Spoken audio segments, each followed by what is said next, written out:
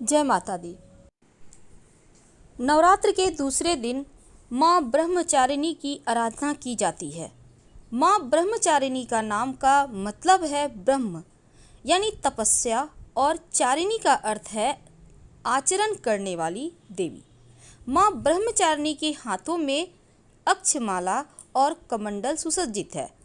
अगर माँ को सच्चे मन से पूजें तो आपको ज्ञान का वरदान, सदाचार का वरदान, एकाग्रता का वरदान और संयम के वरदान प्राप्त होता है। मानसिक परेशानियों से, पीड़ाओं से मुक्ति मिलती है। माँ ब्रह्मचारिणी की पूजा कैसे करेंगे, मंत्र कौन सी है, आइए जानते हैं विस्तार से।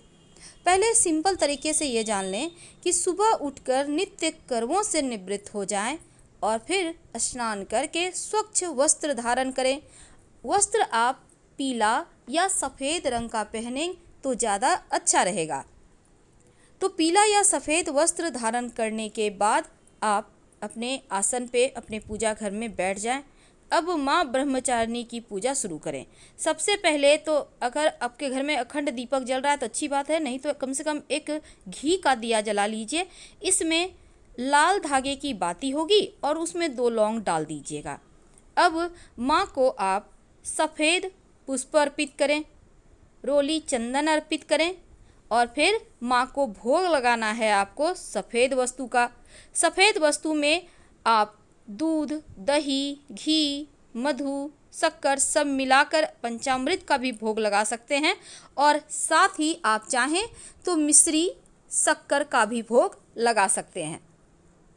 माँ को सफ़ेद पुष्प बहुत प्रिय है, इसीलिए उनको सफ़ेद रंग के ही पुष्प अर्पित करें, चाहे वो बेले के पुष्प हो या फिर कमल का पुष्प हो, कोई भी पुष्प चलेगा।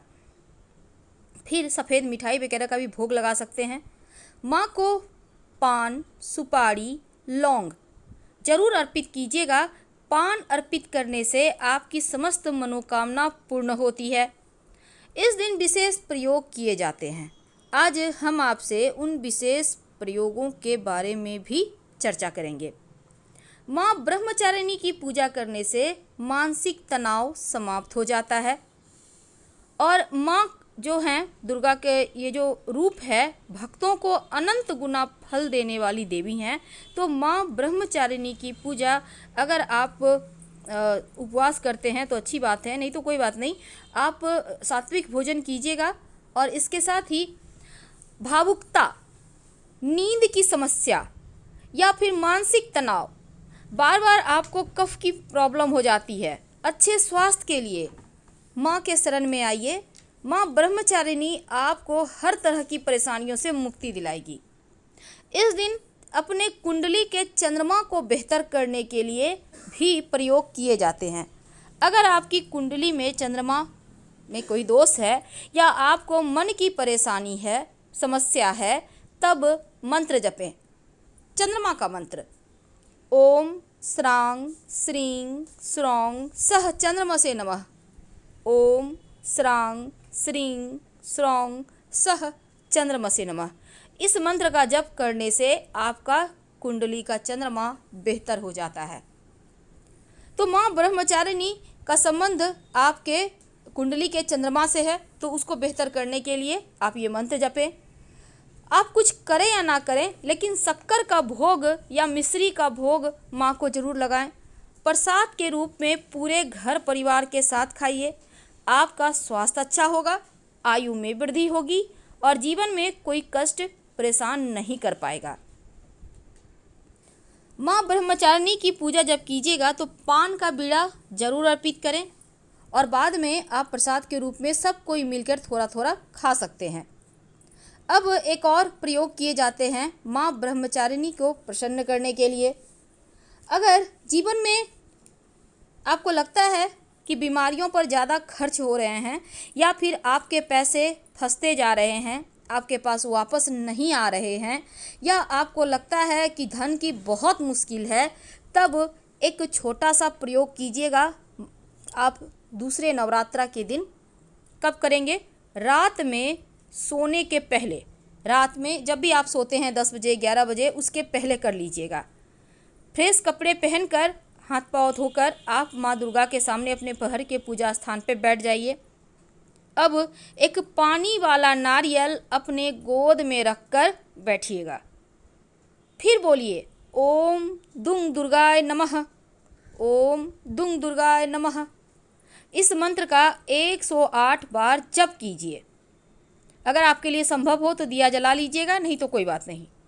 नारियल जो आपने गोद में रखा है, अगर आपने खुद के लिए किया है तो अच्छी बात, किसी और के लिए किया है तो उनके हाथों में नारियल को हाथ से छुला लें, यानी दोनों हाथ से वो टच कर देंगे और फिर इसको किसी बहते हुए जल में प्रवाहित कर दें। नवरात्र में हालांकि ये प्रयोग अगर आप द्वितीय नवरात्र के दिन नहीं भी कर सकते हैं तो किसी भी दिन कर लीजिएगा। धन की मुश्किलों से, स्वास्थ्य की मुश्किलों से बचे रहेंगे, बीमारियों पर ज़्यादा खर्च नहीं होगा। अगर बहता हुआ पानी ना मिले तो पास में किसी भी पीपल के पेड़ के नीचे रख दें या किसी पास के मंदिर में जाकर रखाइए और उनसे प्रार्थना करें कि जीवन के कष्ट कम हो जाएं।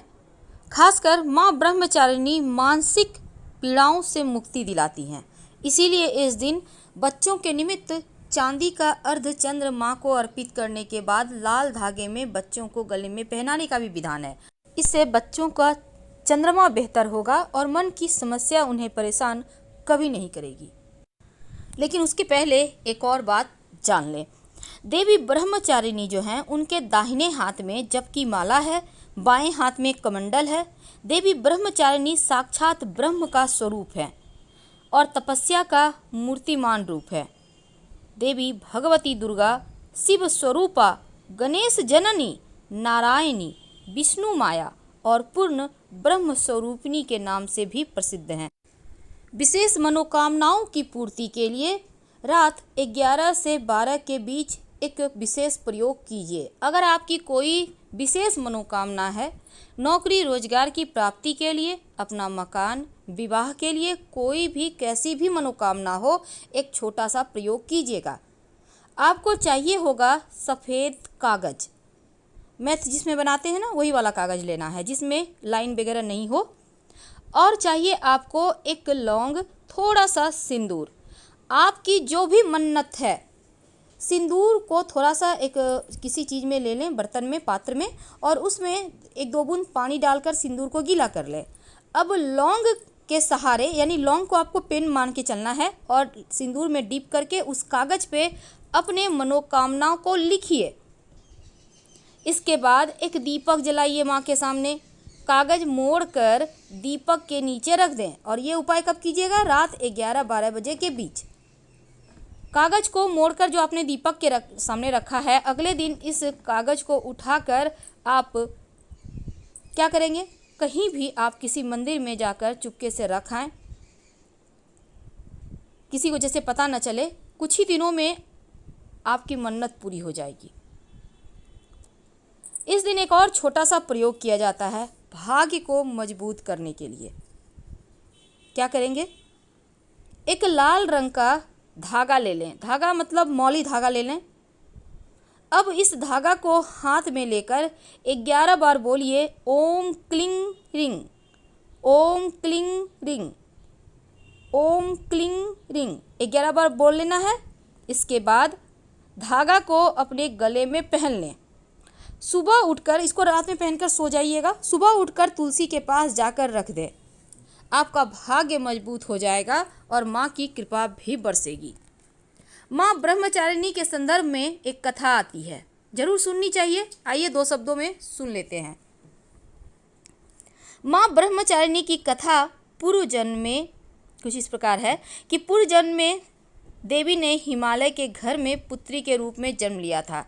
नारद जी के उपदेश से भगवान शंकर को पति के रूप में प्राप्त करने के लिए घोर तपस्या की। इस कठिन तपस्या के कारण इन्हें तपस्चारिणी अर्थात ब्रह्मचारिणी के नाम से जाना जाने लगा। 1000 वर्ष तक इन्होंने केवल फल फूल खाकर बिताए। 100 वर्षों तक केवल जमीन पर रहकर साग पर निर्वाह किया। कुछ दिनों तक कठिन उपवास रखे और खुले आकाश के नीचे वर्षा और धूप में कठोर कष्ट सहे। 3000 वर्षों तक टूटे हुए बिलपत्र खाए और भगवान शंकर की आराधना करती रहीं। इसके बाद तो उन्होंने सूखे बिलपत्र खाना भी छोड़ दिया। कई हजार वर्षों तक निर्जल और निराहार रहकर तपस्या करती रहीं। पत्तों को खाना छोड़ देने के कारण इनका नाम अर्पणा पड़ा। कठिन तपस्या के कारण देवी का शरीर एकदम क्षीण हो गया। देवता, ऋषि, सिद्धगण, मुनि सभी ने ब्रह्मचारिणी की तपस्या को अभूतपूर्व पुण्यकृत बतलाया, सराहना की और कहा कि हे देवी, आज तक किसी ने इस तरह की कठोर तपस्या नहीं की। यह आपसे ही संभव थी। आपकी मनोकामना परिपूर्ण होगी और आप भगवान चंद्रमौली शिव जी तुम्हें पति के रूप में प्राप्त होंगे। अब तपस्या छोड़कर घर लौट जाओ। जल्द ही आपके पिता आपको लेने आ रहे हैं। माँ की कथा का सार यह है कि जीवन के कठिन संघर्षों में भी मन विचलित नहीं होना चाहिए और माँ ब्रह्मचारिणी देवी की कृपा से सर्व सिद्धियाँ प्राप्त होती हैं। हम आपसे विदा लेते हैं। जानकारी अच्छी लगे तो लाइक कर सब्सक्राइब करें। हर हर महादेव। धन्यवाद।